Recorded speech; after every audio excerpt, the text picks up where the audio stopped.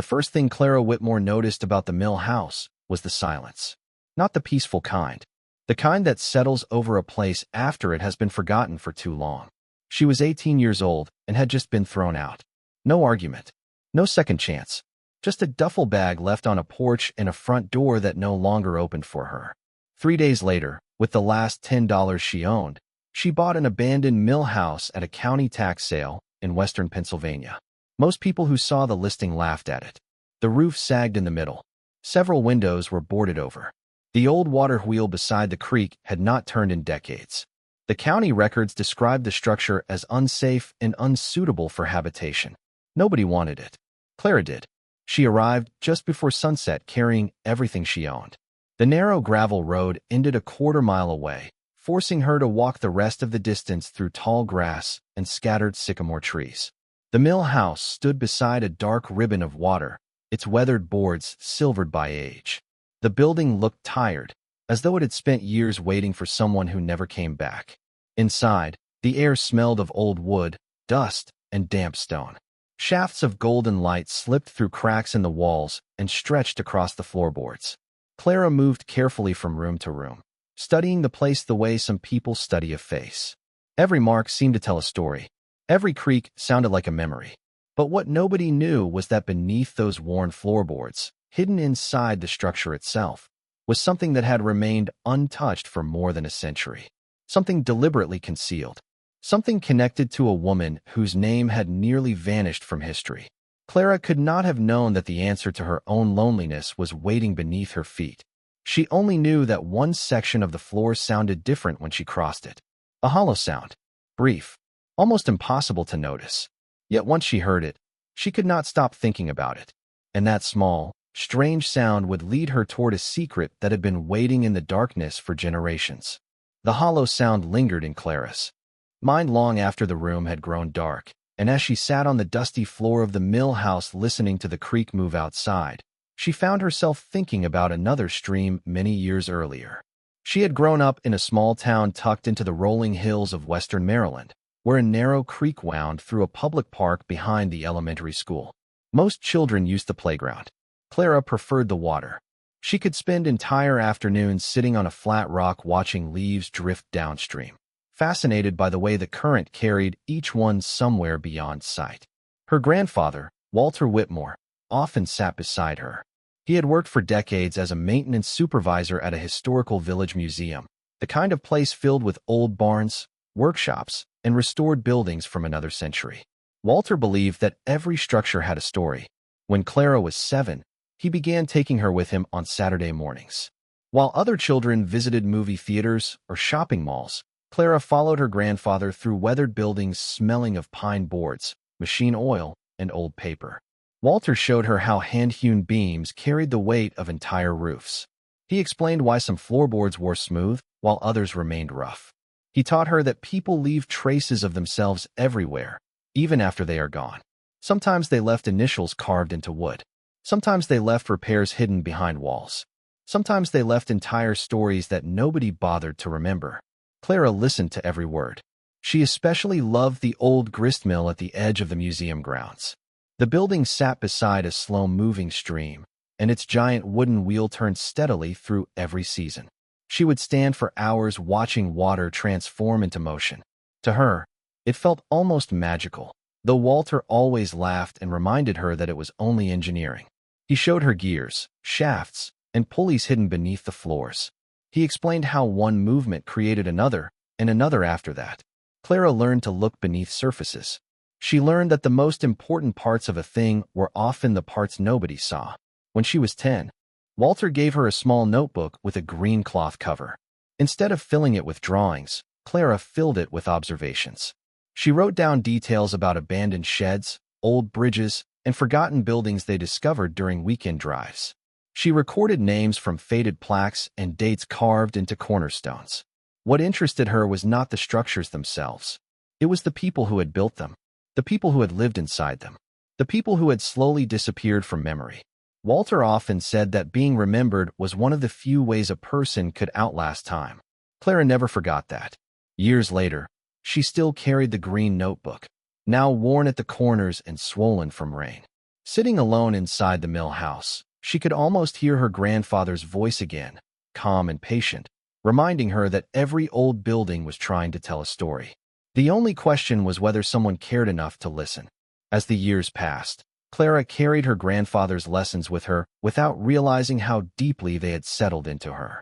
When she turned 15, she started spending weekends at a furniture restoration workshop on the edge of town. The owner, a patient craftsman named Leonard Pierce, repaired antique tables, cabinets, church pews, and farmhouse furniture that most people considered too damaged to save. Clara began by sweeping floors and organizing tools, but Leonard noticed quickly that she paid attention to details other people missed. She could spot mismatched wood grain from across a room. She noticed repairs hidden beneath layers of stain. She remembered measurements after seeing them only once. Within a year, Leonard trusted her with increasingly difficult work. He taught her how different species of wood aged. He showed her how moisture changed floorboards over time. He explained why old nails left different marks than modern ones, and how repairs often revealed themselves through subtle inconsistencies in texture, color, and wear. Clara learned to run her fingertips across a surface and feel what her eyes could not immediately see. She learned to listen as much as she looked. A hollow sound beneath wood meant something different from solid support. A slight flex under pressure suggested hidden space. An unusual pattern of replacement boards often pointed toward an older alteration buried beneath later repairs.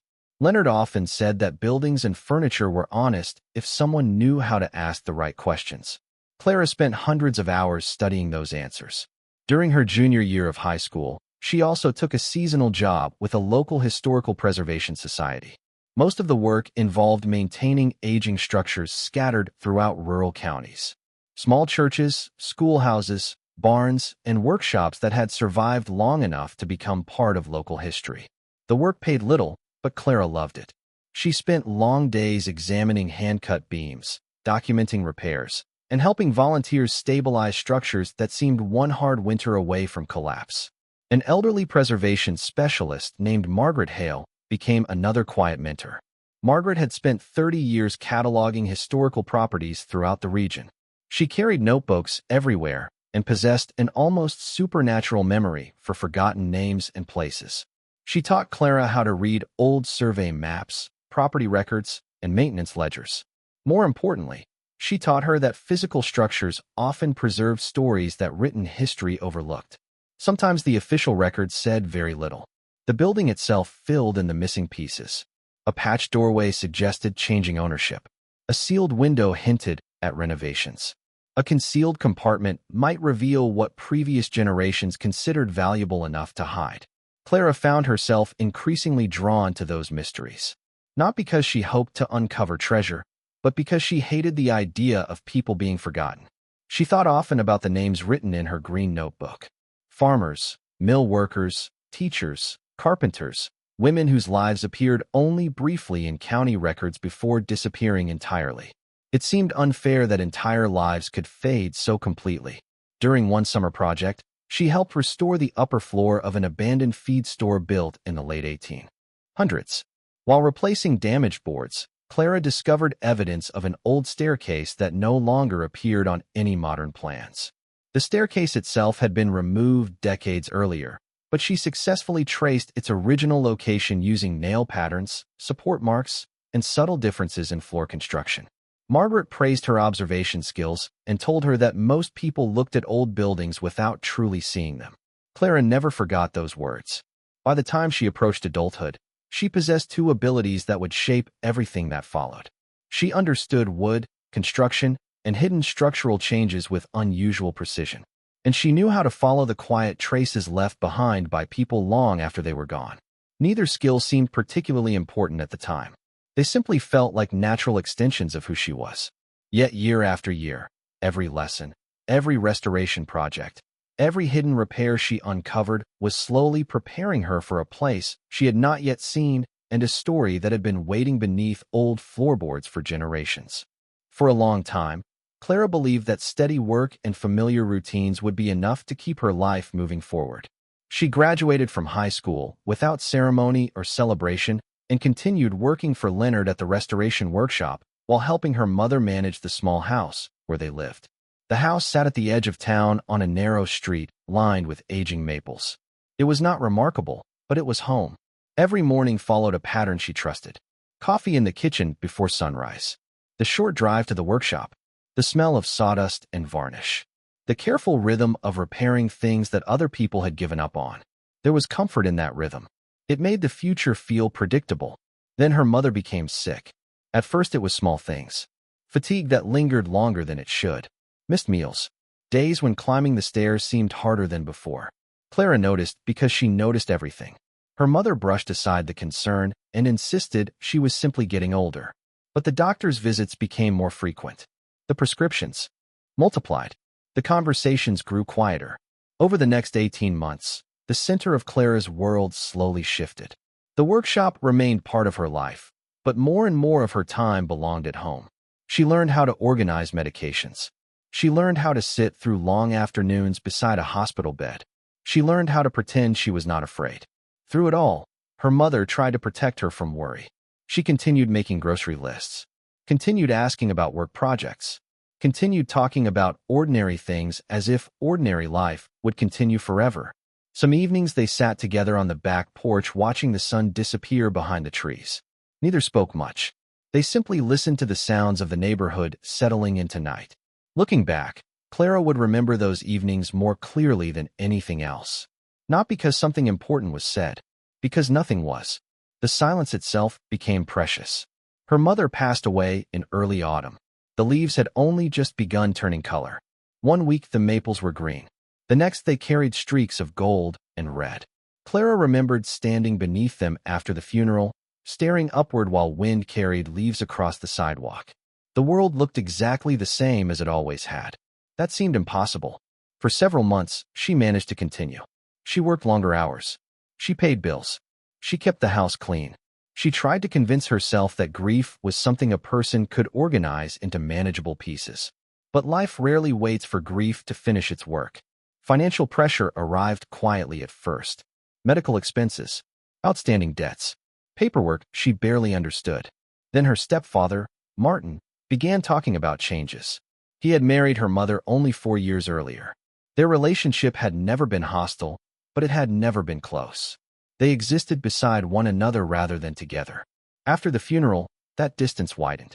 Conversations became shorter. Meals became quieter. Entire days passed without either saying more than a few words. Martin spent increasing amounts of time away from the house.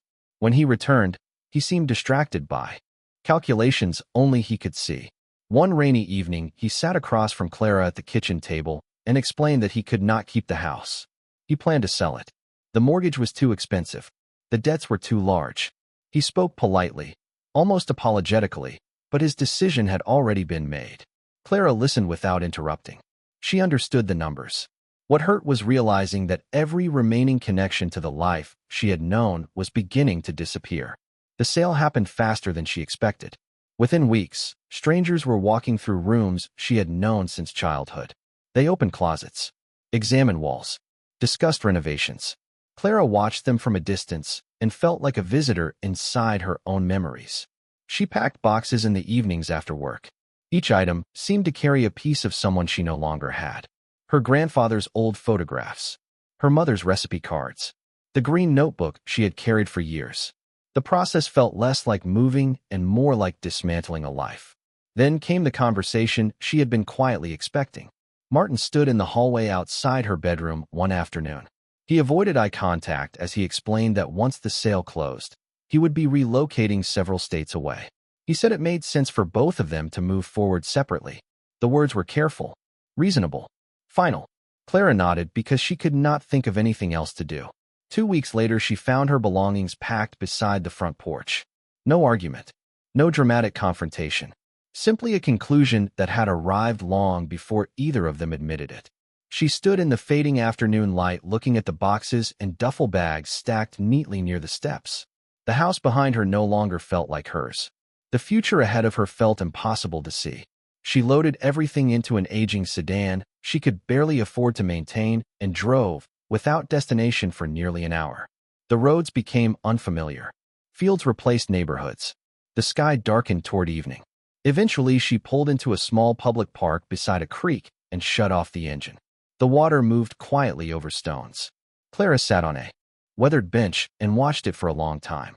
She felt untethered in a way she had never experienced before.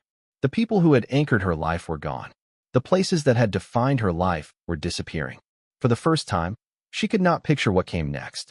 Yet as darkness settled across the water, she found herself remembering something her grandfather had once said while standing beside an old building everyone else had ignored. Sometimes, he told her, the places nobody wants are simply waiting for the right person to arrive. Clara did not know why she thought about those words then.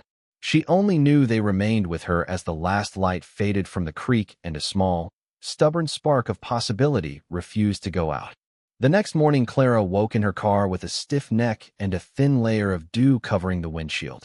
The creek beside the park moved quietly through the gray light of dawn.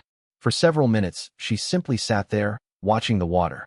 She had no plan beyond making it through another day. Her savings were small. Her future felt smaller.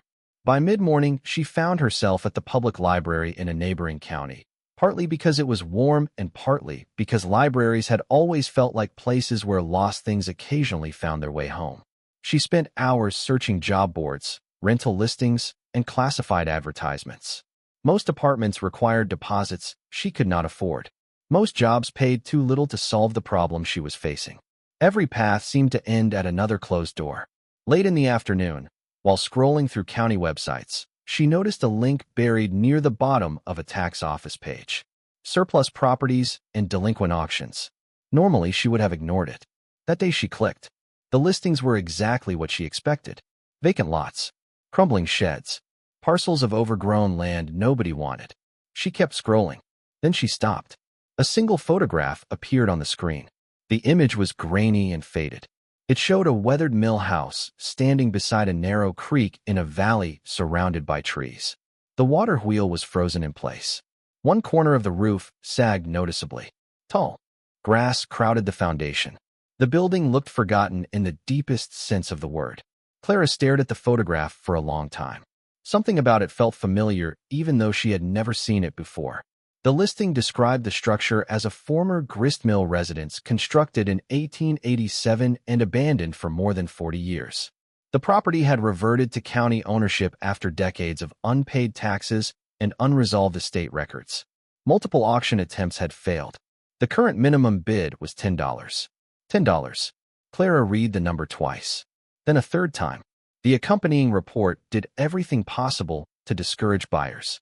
Structural deterioration. Water damage, no utilities, limited road access, unsafe for occupancy without repairs. Yet none of those warnings pushed her away. If anything, they pulled her closer. She opened the attached documents and discovered several old photographs taken during previous inspections. One showed the mill house during autumn with golden leaves scattered across the creek.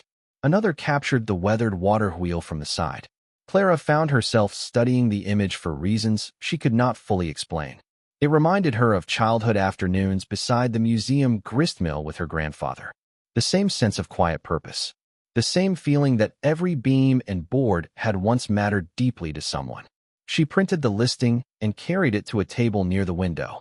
Evening sunlight stretched across the paper. The photograph seemed almost alive in the fading light.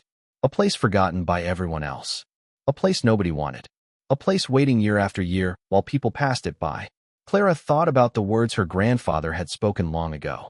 Sometimes the places nobody wants are simply waiting for the right person to arrive. For the first time in months, the future did not appear as a blank wall. It appeared as a narrow path leading somewhere unknown. Before the library closed, she called the county office listed on the auction notice. The woman who answered sounded surprised that anyone was asking about the property. She explained that the mill house had been sitting unsold for years. Most buyers preferred easier projects, better locations, buildings with fewer problems. Clara thanked her and wrote down the remaining auction details. When the call ended, she folded the listing carefully and placed it inside the green notebook she still carried everywhere. Then she sat quietly for a moment, listening to the soft hum of the library around her. The decision arrived without drama. It felt less like choosing and more like recognizing something that had already been waiting. If $10 could buy her a chance at belonging somewhere again, she was willing to take it. The next morning, She submitted her bid. Winning the auction did not feel the way Clara expected. There was no celebration, no dramatic moment, no sudden sense that her problems had disappeared. The county clerk called 3 days later to confirm that no other bids had been submitted. The property was hers. The entire conversation lasted less than 5 minutes. When the call ended, Clara sat quietly in her car holding the phone in both hands. Outside, traffic moved through the parking lot of a grocery store. Shopping carts rattled across pavement. People loaded bags into trunks and continued with ordinary lives. Meanwhile, something extraordinary had happened to her. For $10, she now owned a place she had never seen. During the next several days, she gathered the few belongings that remained. The process took far less time than it should have. One duffel bag of clothes. A small toolbox Leonard had given her when she completed her first restoration project. A cardboard box filled with photographs, notebooks, and keepsakes. The green notebook traveled beside her. It always had. Before leaving town, she stopped by the restoration workshop one final time. Leonard met her near the loading dock and listened quietly as she explained where she was going. He did not tell her she was making a mistake. He did not tell her she was being unrealistic. Instead, he walked into the workshop and returned carrying a worn canvas tool roll. Inside were chisels, measuring tools, a hammer, and several restoration instruments polished smooth by years of use. He placed the roll in her hands and told her that old buildings sometimes reveal their stories only to people patient enough to listen. Clara thanked him, and for a moment neither of them spoke. Then she climbed into her car and drove away. The town gradually disappeared behind her. Familiar roads became unfamiliar highways. Suburbs gave way to farmland. Farmhouses sat back from the road beneath clusters of oak trees. Silos rose above fields already turning gold beneath the late autumn sun. The farther she traveled, the quieter everything seemed to become. By afternoon, she crossed into a region of rolling hills and narrow valleys. Small towns appeared every few miles, each with a church steeple, a diner, and a handful of weathered storefronts facing a main street that looked unchanged for decades. She stopped for gas in one of them and studied the directions printed from the county office. The mill house sat well beyond the nearest town, beyond paved roads, beyond places most people visited by accident. As daylight softened toward evening, the landscape changed again. Forests thickened, the roads narrowed. Long stretches passed without another vehicle in sight. Clara rolled down the window and let the cool air fill the car. The scent of leaves and distant wood smoke drifted through the valley. Somewhere beyond the ridges, unseen streams moved through hidden hollows. She found herself thinking less about what she was leaving and more about what might be waiting ahead. Not answers, not certainty, simply possibility. Shortly before sunset, the paved road ended. A gravel lane continued into the hills. Fallen leaves gathered along its edges. The route twisted through stands of maple and sycamore before descending gradually toward lower ground. Clara drove slowly, following the directions mile after mile. Then she rounded a final bend and pressed gently on the brakes. Ahead, beyond a screen of trees glowing amber in the fading light, she caught her first clear glimpse of the place. The mill house stood beside the creek exactly where the photograph had promised it would be, quiet and weathered and waiting beneath the evening sky. Clara remained behind the wheel for several minutes, watching the mill house through the windshield as the last light of day settled across the valley. The building looked smaller than she expected and older than the photographs had suggested. The creek curved behind it in a broad arc, moving steadily beneath the silent water wheel. Fallen leaves floated across the dark surface before disappearing beneath overhanging branches. Nothing moved except the water. It felt less like arriving at a property and more like arriving at a memory that belonged to someone else. Eventually, she stepped out of the car. Gravel crunched beneath her boots. The air carried the scent of wet leaves, cold earth, and wood that had spent decades absorbing rain and seasons. As she walked closer, details began to emerge. Moss clung to the stone foundation. Vines crept along sections of the exterior wall. Several window panes were cracked, while others had clouded with age until the glass resembled pale river water. The water wheel itself dominated one side of the structure. Though motionless, it still possessed a quiet dignity. The wooden paddles were weathered silver, their edges softened by time. Clara found herself reaching out to touch one. The wood felt cold beneath her fingertips. For a moment, she imagined the wheel turning again after years of silence. The front door resisted when she pushed against it. The hinges groaned loudly, sending a flock of startled birds from nearby trees. Dust drifted through a shaft of fading sunlight as the door finally swung inward. The smell that greeted her was not unpleasant. It smelled old rather than ruined. Dry timber, dust, faint traces of machine oil, damp stone, the accumulated scent of decades passing slowly. She stepped inside. The main room had once served as both living space and administrative office for the mill. A cast-iron stove stood near the center of the room. Its black surface was coated in dust, but otherwise intact. Nearby sat a heavy oak table bearing rings left by long-evaporated coffee cups. A wooden chair remained tucked beneath it, as though someone had intended to return after stepping outside for a moment. Along one wall stood a narrow bookshelf. Most of the shelves were empty, but a few weather-damaged volumes still remained. Agricultural manuals, milling guides, county almanacs whose pages had yellowed into the color of old parchment. Clara carefully lifted one. Inside the front cover, she found a handwritten name faded almost beyond recognition. She could only make out a first initial and a date from many decades earlier. She returned the book to its place. The room felt occupied by absence. Everywhere she looked, she found evidence of people who had once expected this place to matter forever. Near the back wall, she discovered a row of wooden pegs holding rusted lantern hooks. A cracked ceramic mug rested on a windowsill. Several ledgers sat inside a cabinet, their pages swollen from humidity. Most entries recorded grain deliveries and maintenance expenses. Yet one ledger caught her attention because several pages had been removed cleanly rather than torn. She ran her fingers along the empty binding. Someone had deliberately taken those pages long ago. She remembered the detail and continued exploring. A narrow hallway led deeper into the building.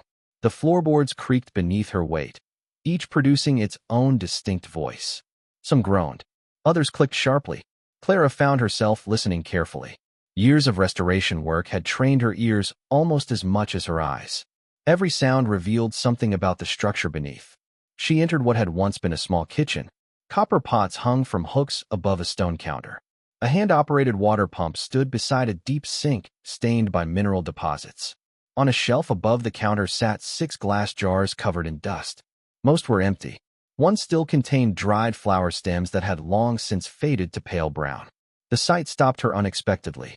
Someone had cared enough about beauty to place flowers there, even in a working mill surrounded by machinery and grain dust. The thought lingered. Beyond the kitchen, she discovered a modest bedroom. The iron bed frame remained. A handmade quilt rested folded inside an old cedar chest. The fabric had survived remarkably well. Clara unfolded one corner and studied the stitching. The craftsmanship was careful and precise, not the work of a hurried person. Inside the chest, she found several loose scraps of paper tucked beneath the quilt. Most were blank, but one contained part of a handwritten shopping list and a single unfinished sentence. The ink had faded, leaving only fragments. She could not read enough to understand its meaning. Still, she placed the paper carefully back where she found it. Outside the bedroom stood a staircase leading to the upper floor. The steps protested each footfall. Dust covered everything upstairs more heavily. Several small rooms occupied the second story, likely storage areas and sleeping quarters for workers. Most contained little beyond broken furniture and scattered debris. Yet in one room, she found a wall covered with dozens of pencil marks measuring children's heights across many years. Dates accompanied some of them. Names accompanied others. Entire lives compressed into faint graphite lines. Clara stood studying them for a long time. The highest marks belonged to someone named Eleanor. The name appeared repeatedly over a span of years before stopping abruptly. She wrote the name in her green notebook. As darkness approached, she returned downstairs and carried supplies from her car into the main room. The following days settled into a rhythm. Mornings were spent clearing debris. Afternoons were spent opening windows, sweeping floors, and assessing repairs. With every hour, the building revealed a little more of its personality. She discovered maintenance tools carefully organized inside a workshop cabinet. She found replacement gears stored beneath canvas coverings.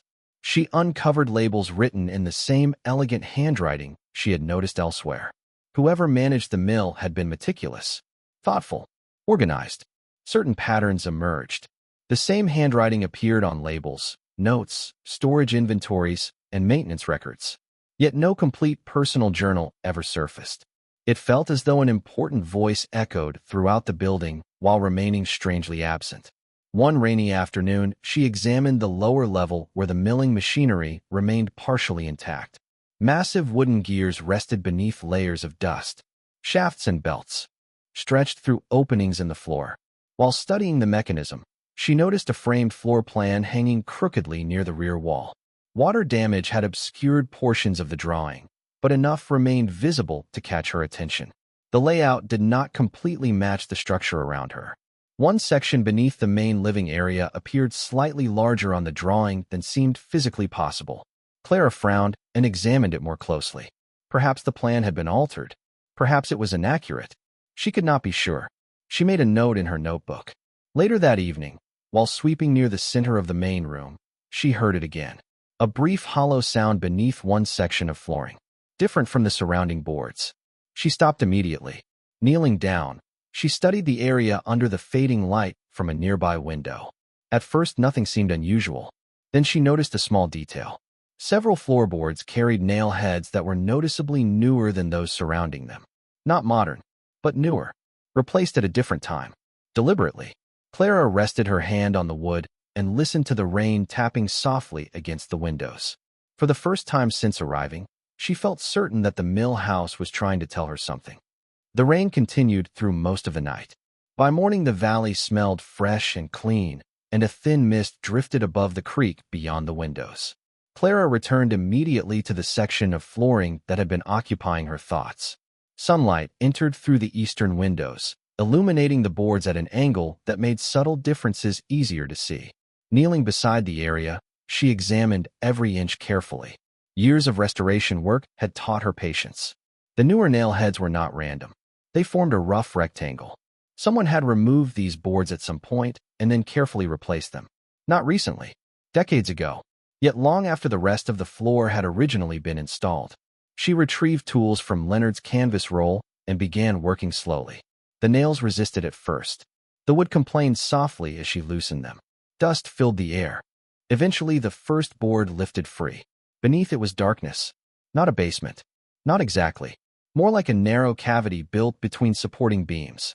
Clara removed additional boards one by one until an opening roughly 3 feet wide appeared before her. Cool air drifted upward, carrying the scent of old timber and earth. She fetched a flashlight and shined it into the space. At first, she saw only shadows. Then the beam settled upon something tucked deep between two joists. A wooden box. The container was small, perhaps 20 inches long, wrapped in cracked oilcloth darkened by age. Her pulse quickened. She climbed carefully into the opening and eased the box toward her. Dust covered every surface. Rust stained the metal hinges. Moisture had left faint marks across the wood, but the container remained remarkably intact. Someone had gone to considerable effort to protect it. Back in the main room, she set the box on the table and studied it for several minutes before opening it. The lid released with a dry creak. Inside lay dozens of papers bundled in cloth ribbons that had become fragile with age. The top layer contained notebooks. Beneath them rested folded letters, photographs, receipts, maps, and loose pages packed so tightly that almost no empty space remained. Clara lifted one notebook carefully. The leather cover was cracked. Several pages had fused together from years of humidity. The first legible entry carried a date from 1911. More importantly, it carried a name. Eleanor Ashby. Clara stared at the words. The same name she had found penciled along the wall upstairs. She opened another notebook. Then another. The handwriting matched labels she had discovered throughout the building. Elegant, precise, organized. The mysterious presence she had felt everywhere suddenly had a name. Eleanor. Throughout the following days, Clara devoted herself to preserving and reading the contents. Some documents required gentle cleaning before they could even be opened. Others had suffered water damage severe enough to obscure portions of the text. She worked carefully, spreading pages across the table beneath indirect sunlight. The story emerged slowly. Eleanor Ashby had lived and worked at the mill during the early decades of the 20th century. Yet the records revealed something unexpected. She had not merely managed household tasks or bookkeeping. She had spent years documenting the lives of nearly everyone connected to the valley: farmers, laborers, schoolteachers, widows, children, families who appeared nowhere in official histories. Her notebooks contained interviews, observations, family stories, local traditions, weather records, and descriptions of everyday life that would otherwise have vanished completely. Clara discovered dozens of names. Many appeared only once. Some were accompanied by photographs carefully labeled on the reverse side. Others existed only through handwritten memories preserved in Eleanor's neat script.